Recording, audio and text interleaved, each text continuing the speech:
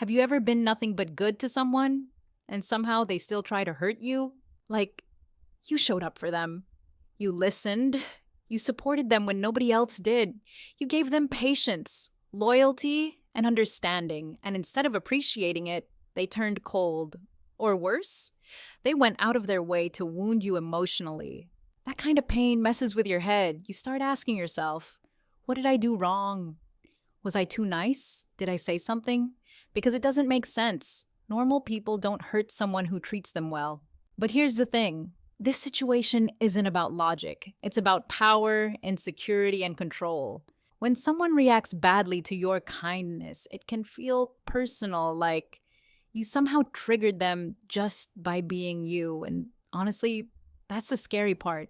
You didn't attack them. You didn't compete with them. You didn't try to hurt them first. You were just real. And for some people, especially narcissistic personalities, that alone feels threatening. Your empathy, your calm, your consistency, it shines a light they don't want turned on. So instead of dealing with their discomfort, they flip the script and make you the problem. If you've ever felt blindsided by cruelty that came out of nowhere, stay with me, because once you understand what's really happening, everything starts to click. You did everything people usually say you should do in a relationship or a friendship. You were kind. You were patient. You tried to understand them instead of judging them. When they messed up, you gave them the benefit of the doubt. When they were struggling, you stayed. And that's what makes this so confusing. Because at some point, the energy shifted. The warmth disappeared. The respect faded. Suddenly, the same person you supported started acting distant, dismissive, or straight up hurtful. Maybe they started criticizing you, twisting your words, or treating you like you were the problem. And you're left sitting there thinking, wait, what just happened? That confusion is brutal. It keeps you stuck. You replay conversations in your head at 3 a.m., trying to find the moment where you messed up. You wonder if being understanding made you look weak. You question whether your kindness somehow invited this behavior. Here's the trap. You assume they're operating with the same emotional rules you are. You think, if I'm good to someone, they'll be good back. That's how healthy people work. But narcissistic people don't play by that rule book. To them, kindness isn't a mutual exchange. It's something to use, test, or exploit. So, while you're focused on connection, they're focused on how the situation makes them feel about themselves. Your support doesn't register as love.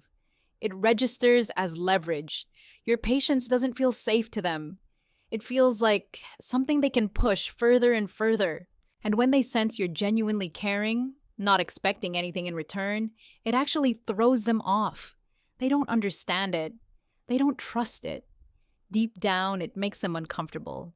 That's why their behavior feels so backwards. You expect appreciation. They respond with distance or cruelty. You offer understanding. They give you blame. It's not because you did too much or said the wrong thing. It's because you're trying to make sense of someone who isn't interested in mutual understanding. And until you realize that, you'll keep trying to fix a problem that was never created by you in the first place. Here's the part most people don't want to hear, but really need to understand. This was never about what you did. It's about what your presence triggered in them. When you show up as a genuinely good person, consistent, caring, emotionally available, it can hit a narcissist right in their weakest spot. Because your behavior quietly exposes the things they try hard to avoid looking at. Your empathy highlights their lack of it. Your accountability reminds them of the responsibility they dodge. Your emotional depth contrasts with their emotional emptiness. And that contrast feels like a threat. Not because you're attacking them, but because you're reflecting something back at them without even trying. Just by being stable, you're holding up a mirror. And narcissists hate mirrors. Instead of thinking, maybe I should grow, their defense system kicks in. They feel shame, but they can't process it in a healthy way. So they convert that shame into anger, blame, or contempt, and then aim it straight at you. That's why the hurt often feels intentional, because, in a way, it is. Hurting you helps them escape that uncomfortable self-awareness. If they can make you feel small, confused, or broken, then they don't have to face their own inner cracks. Your kindness becomes the trigger, not because it's wrong, but because it removes their usual excuses. They can't say you were cruel. They can't say you abandoned them.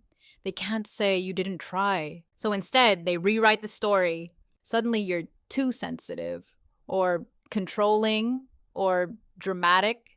They twist your good intentions into accusations, and if you push back, they'll say you're attacking them. This isn't random behavior, it's psychological self-protection. A narcissist would rather destroy a connection than sit with discomfort. They would rather hurt you than feel exposed, and they would rather make you doubt yourself than question who they really are. That's why being good to them doesn't soften them, it sharpens them, because your goodness threatens the illusion they're desperately trying to protect. And once you see that, you stop taking their cruelty as a reflection of your worth and start seeing it for what it really is, a reaction to something they can't face inside themselves. At the core of all this, it really comes down to one thing: control. A narcissist doesn't hurt you because they enjoy pain for no reason. They hurt you because hurting you makes them feel powerful. And when someone feels empty or insecure inside, power over another person can feel like oxygen. Think about it. When they see that your mood changes because of something they said, when they notice you overthinking, explaining yourself, or trying harder to fix things, that's when they feel important, relevant, in charge. Your emotional reaction becomes proof that they still matter. That's why they poke at your insecurities. That's why they pull away right when things feel close. That's why they give mixed signals. Warm one day, cold the next. It keeps you off balance. And when you're off balance, you're easier to control. Healthy people want connection. Narcissists want leverage. They don't ask themselves, how can we understand each other better? They ask, how much influence do I still have here? And if they feel like they're losing that influence, especially to your confidence, your boundaries, or your emotional independence, they'll escalate. This is where the hurting gets sharper. They might suddenly say things they know will cut deep.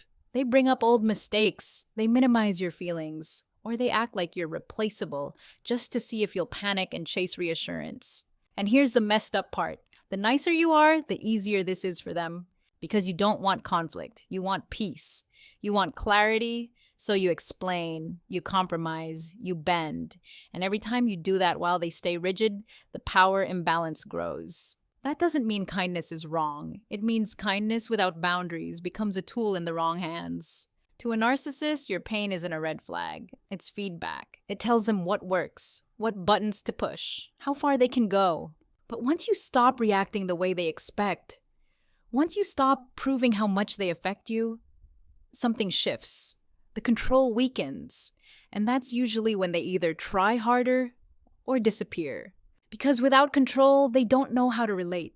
And realizing that changes everything. It stops you from chasing closure from someone who was never trying to connect in the first place. There's another uncomfortable truth here. Narcissists don't usually go after people who are cruel, loud, or emotionally unavailable. They go after people who are good, people who care, people who listen, people who give second chances, because good people tend to see the best in others. You assume misunderstandings can be talked through. You believe effort matters. You think love means staying and trying, even when it's hard. And that mindset makes you a perfect target, not because you're weak, but because you're hopeful. A narcissist quickly notices that you're someone who will explain instead of explode. Someone who will self-reflect instead of immediately blame. Someone who will ask, how can we fix this? Instead of walking away. To them, that's not emotional maturity, that's opportunity. They know you're less likely to leave at the first sign of trouble, less likely to set hard boundaries, less likely to assume bad intentions. So they test you, small disrespect at first, then bigger ones. And every time you stay, they learn how much they can get away with.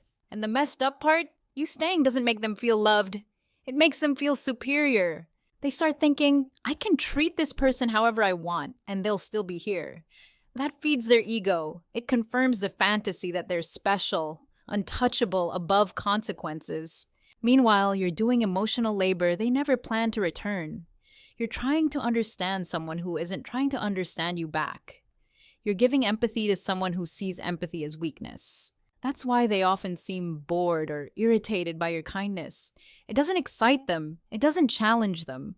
What excites them is the chase, the drama, the emotional reaction. So, when you finally speak up, when you ask for respect, when you want consistency, that's when the mask really slips.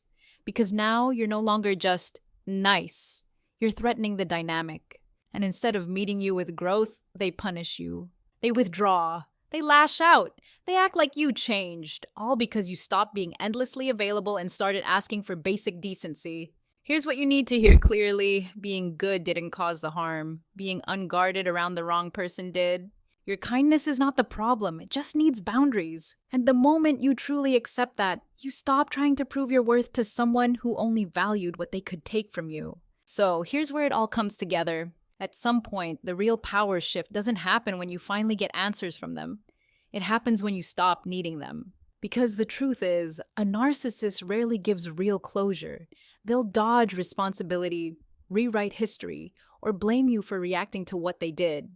If you keep waiting for them to suddenly understand your pain, you'll stay stuck in their game. And the game only works if you keep playing. The moment you stop explaining yourself, stop defending your intentions, stop trying to prove you're a good person, something changes. Not in them, in you. You realize you don't need someone's approval to validate your experience. You don't need them to admit they hurt you for that hurt to be real. And you definitely don't need to sacrifice your peace just to keep someone comfortable. This is where boundaries come in. Real boundaries, not threats, not emotional speeches, just quiet decisions. Decisions like, I'm not engaging in conversations that twist my words. I'm not chasing clarity from someone who thrives on confusion. I'm not staying where kindness is punished. And yeah, that can feel uncomfortable at first because you're used to being the one who tries, the one who holds things together, the one who gives one more chance. But walking away isn't giving up. It's choosing yourself. A narcissist loses interest when they can no longer control the narrative, your emotions, or your self-worth. When your reactions stop feeding their ego, there's nothing left for them to pull from you. And here's the most important thing to remember. The fact that they tried to hurt you doesn't mean you weren't enough. It means you were something they couldn't control, couldn't consume, and couldn't mirror. Your goodness was never the problem. Your empathy was never the mistake. Your ability to love deeply is not something to shrink. It just belongs in the hands of someone who knows how to hold it. So if you're walking away confused, hurt, but a little more aware than before, that's not failure. That's growth. And choosing peace over chaos, that's strength they never had.